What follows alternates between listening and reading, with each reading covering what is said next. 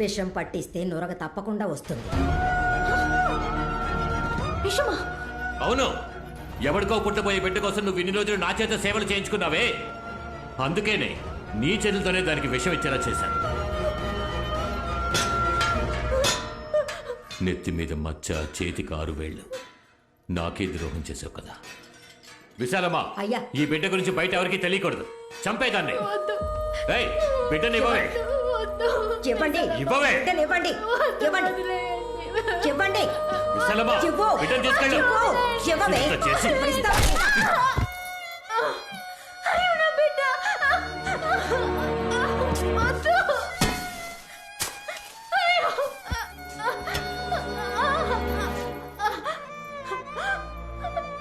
నన్ను కావాలంటే ఏమైనా చేయండి, నా చిట్టు తల్లి నేను చేయకండి. ఏమే, అడ్డమైన వాడికి పుట్టిన బిడ్డ అంతఃపురానికి వారసుడు అవుతుందా? బిడ్డ పుట్టిన తర్వాత జరిగిందంతా మీతో చెప్పి నేను నా బిడ్డ ఎక్కడికైనా వెళ్ళిపోదాం అనుకున్నాం. దయచేసి నా కూతురిని నాకు ఇచ్చేయండి. అయ్యా, ఏంటి ఇది ఇంకా చావలేదు. ఇంకాస్త విషయాన్ని ఇచ్చి చంపే. చంపేదాన్ని.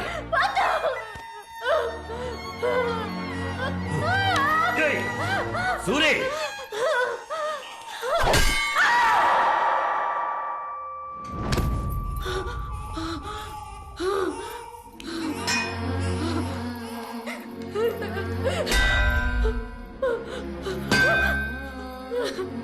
వద్దు విశాలమ్మ, నీది ఆడ మనసేగా, నా కష్టం నీకు అర్థం కావట్లేదా?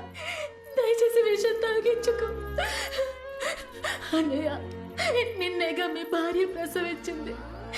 ఓ బిడ్డ వీళ్ళు ఏంటో మీకు తెలుసు. దయచేసి నా కూతురిని కాపాడండి.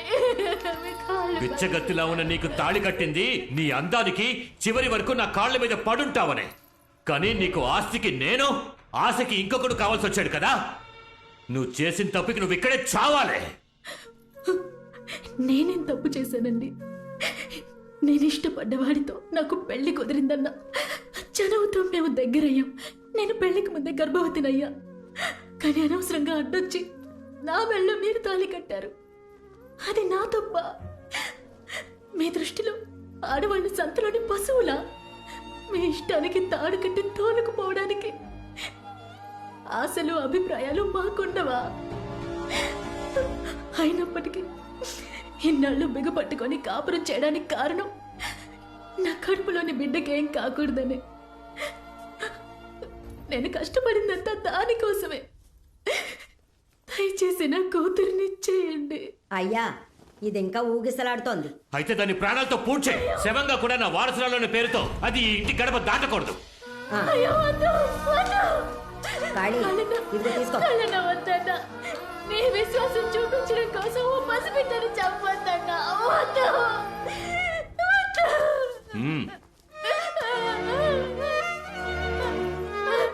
అయ్యో, చిట్టి తల్లి, అమ్మని క్షమించు.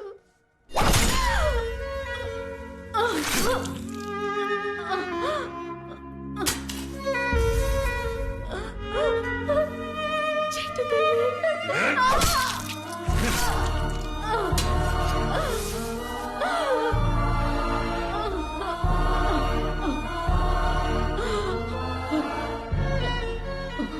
నా కడుపున నువ్వు పుట్టడం తప్ప నువ్వే తప్పు చేయలేదమ్మా. మరెందుకు నీకే పరిస్థితి? నేను కాపాడలేకపోయాను తల్లి. అమ్మా, ఈ అమ్మని క్షమించరా.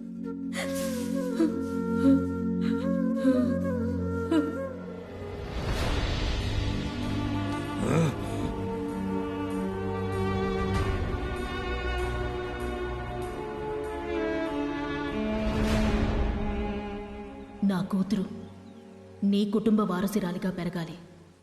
కానీ ఓ పనివాడి కూతురుని ఆ స్థానానికి తీసుకొచ్చారు. సూరి కూతురు అంతఃపురం వారసురాలని చెప్పండి. ఈశ్వరి ప్రసవంలో చచ్చిపోయిందని ఊళ్ళో వాళ్ళతో చెప్పి నమ్మించండి. తన మీద ప్రాణం పెట్టుకున్నవాడు తన చావును తట్టుకోలేకపోయాడు. తనతో బతకాలన్న వాడి ఆశ అప్పుడు కసిగా మారింది.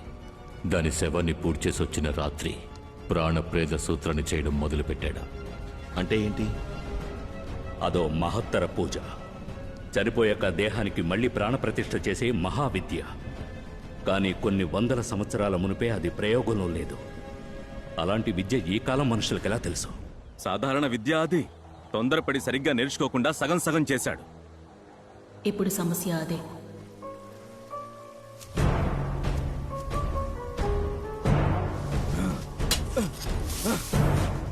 నాలుగు రోజులు రాత్రింబవళ్ళు నిర్విఘ్నంగా పూజ చేశారు.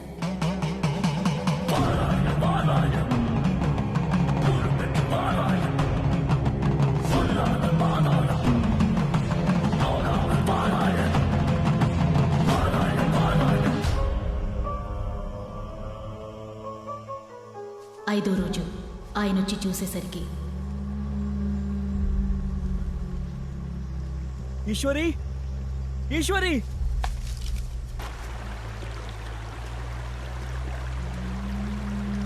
ఈశ్వరి!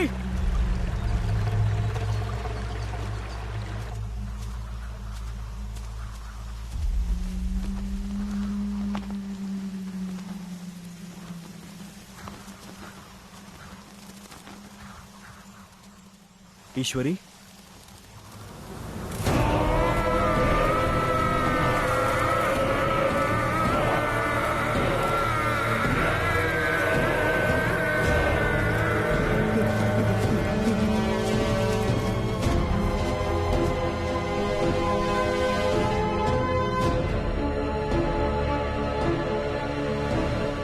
ఆ తర్వాత దాన్ని పూడ్చిపెట్టిన అడవిలోని ఆత్మగా తిరుగుతోందని ఊళ్ళో కొంతమంది గుసగుసలాడుకున్నారు.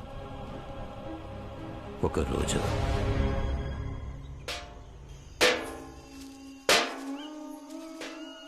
పెందలాడే బయలుదేరమంటే మాట విన్నావు? అడవిలో వెళ్తున్నావు అన్న భయం కన్నా ఈ చప్పుడుకే ఎక్కువ భయం వేస్తుంది. ఇలా శబ్దం చేస్తూ రావడం వల్లే అడవి మృగాలు భయపడి పారిపోతున్నాయి. ఈ అడవిలో రాణి దెయ్యంగా తిరుగుతుందని అందరూ అంటున్నారు విశాలమ్మ. అడ్డమైన వాగుళ్ళు విని నువ్వు వాక్కు నోరు మూసుకునిరా. అయ్యో, నేను చెప్పేదంతా నిజమే. అకాల మరణం, తలకి దెబ్బ తగిలి చనిపోయారంట. జమీందారే చంపేశారట. అలాంటిదేమీ లేదే. ఇష్టపడి చేసుకున్నవాడు ఎందుకు చంపుతాడు? అది దురదృష్టవంతురాలు. దానికి రాసి పెట్టింది అంతే. అల్పాయుష్తో పోయింది.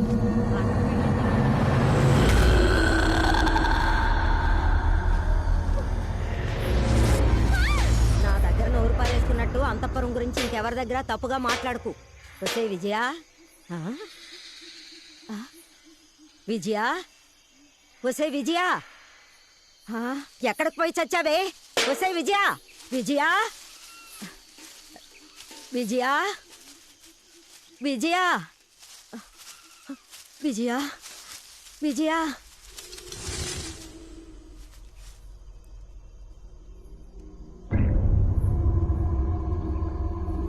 విజయా, ఎవరది?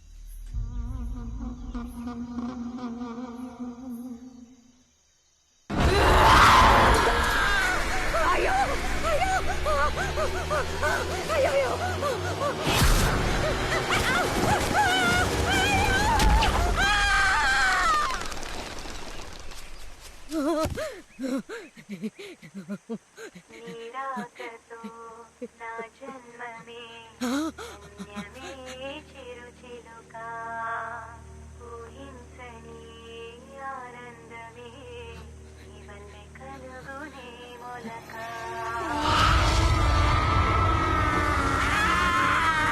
ఏం చూసి భయపడ్డావు విశాలమ్మ?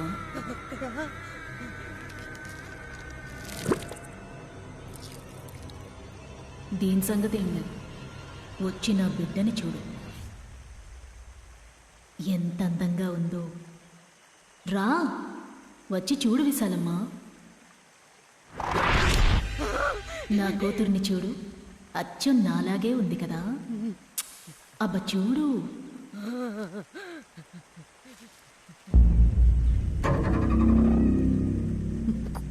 కూతురు లేదే. ఎలా ఉంటుంది? నువ్వే చంపేశావు కదా. లేదు, నేను చంపలేదు. వాళ్ళు అన్నారని అలా చేశాను. వాళ్ళన్నారు సరే, కానీ చంపింది నువ్వేగా.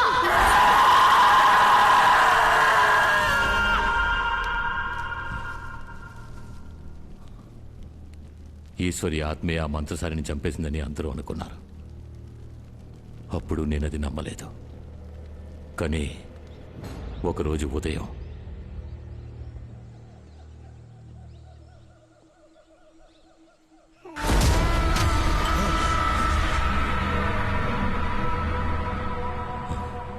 నేనే దాన్ని నా కళ్ళారా చూశాను. అంతఃపురం వరకు వచ్చిన దానికి నా ప్రాణాలు తీయడానికి ఎంతోసేపు పట్టదని భయపడి స్వామీజీతో విషయం చెప్పాను. ఎంత పని చేసావురా? ప్రేతాన్ని అటు ఇటు కాకుండా లేపావు కదరా. రేపేదైనా జరగడం జరిగితే పూజా కుటుంబమే కారణమని దుమ్మెత్తి పోస్తారా? నేను కొట్టి చంపేస్తారా? స్వామి ఆపండి, ఆపండి. కొంచెం ఓపిక పట్టండి, వీడిని వదిలేయండి. దాన్ని ఏం చేద్దామో చెప్పండి. మనం వేస్ట్ చేసే ఒక్కో నిమిషము భయం వేస్తోంది.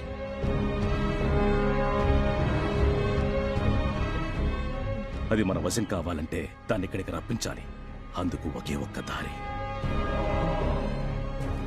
నేను తను కలవడానికి వేరే దారి కనిపించలేదు. ఏదో కోపంలో కొట్టాను నాన్న. నువ్వు తనని ఎంతగా ఇష్టపడుతున్నావో నేను అర్థం చేసుకోగలను.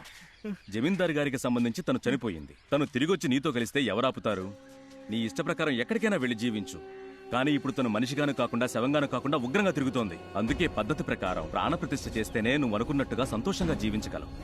నువ్వు చెప్పేది నిజం. నువ్వు భయమేసి మధ్యలో వదిలేశావు. నిన్నే వెతుకుతూ అడవుల ముడ తిరుగుతోంది. నువ్వు పిలిస్తేనే వస్తుంది.